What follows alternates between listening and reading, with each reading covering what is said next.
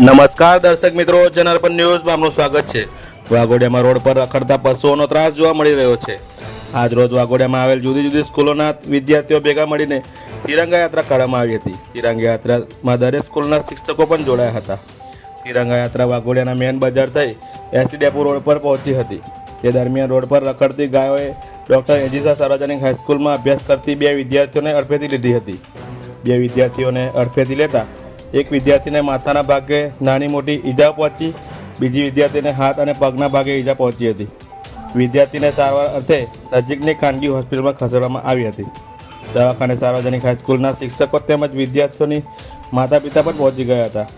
ત્યારબાદ રખડતા પશુઓને લઈ પ્રજા સાથે થતા અકસ્માત તેમજ હુમલાની ઘટનાઓને લઈ વાઘોડિયાના રહીશો અને દીકરીને તેના માતા પિતા, વાઘોડિયા નગરપાલિકાના વહીવટદાર, વાઘોડિયાના મામલતદાર શ્રી હિતેન્દ્રસિંહ ગોહિલને જાણ કરવામાં આવી હતી। તેઓએ વિદ્યાર્થીને ખબર અંતર પૂછી પાણી પીવડાવવામાં આવ્યું હતું તેમજ રખડતા પશુઓ યોગ્ય નિકાલ કરવામાં આવશે તેવી જાણકારી આપી હતી।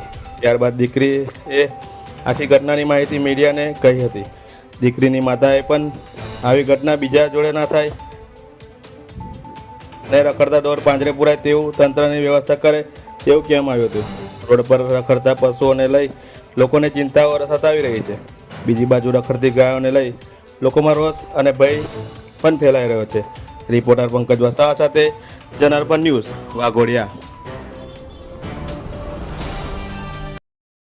ડૉક્ટર એજીસા સાર્વજનિક હાઈસ્કૂલમાં ભણું છું। અમારી સ્કૂલમાંથી તિરંગાની યાત્રાની રેલી નીકળી હતી, તેમાં મેં ગઈ હતી। મેં અને મારી બેનપણી ચાલતા હતા, ત્યાં બે ગાય લડતી આવી અને મારી પર ચડીને ગઈ। મને મારી બેનપણીને વાગ્યું, મને માથામાં વાગ્યું અને મારી બેનપણીને હાથે અને પગે વાગ્યું। મારું નામ નમ્રતા યોગેશભાઈ ભટ્ટ છે। મારી છોકરી એનજીએસની સ્કૂલમાં ભણે છે અને ત્યાં આજરોજ રેલીનું આયોજન કરેલું હતું।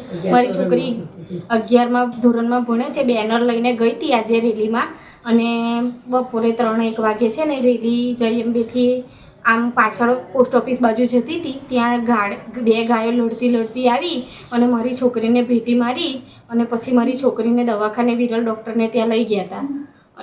અને ગાયોનો ત્રાસ, રખડતી ગાયોનો ત્રાસ તો બહુ જ છે વાઘોડિયાની અંદર। ફળીએ તમને છે ને 10-20 ગાયોનું ટોળું તો મળી જ જાય છે અને આવી રીતના મારી છોકરીને થોડુંક નુકસાન થયું છે। કાલ ઉઠીને મારી છોકરીને વધારે નુકસાન થયું હોત તો તંત્ર જવાબદારી લેત? તમે મને જવાબ આપી શકો?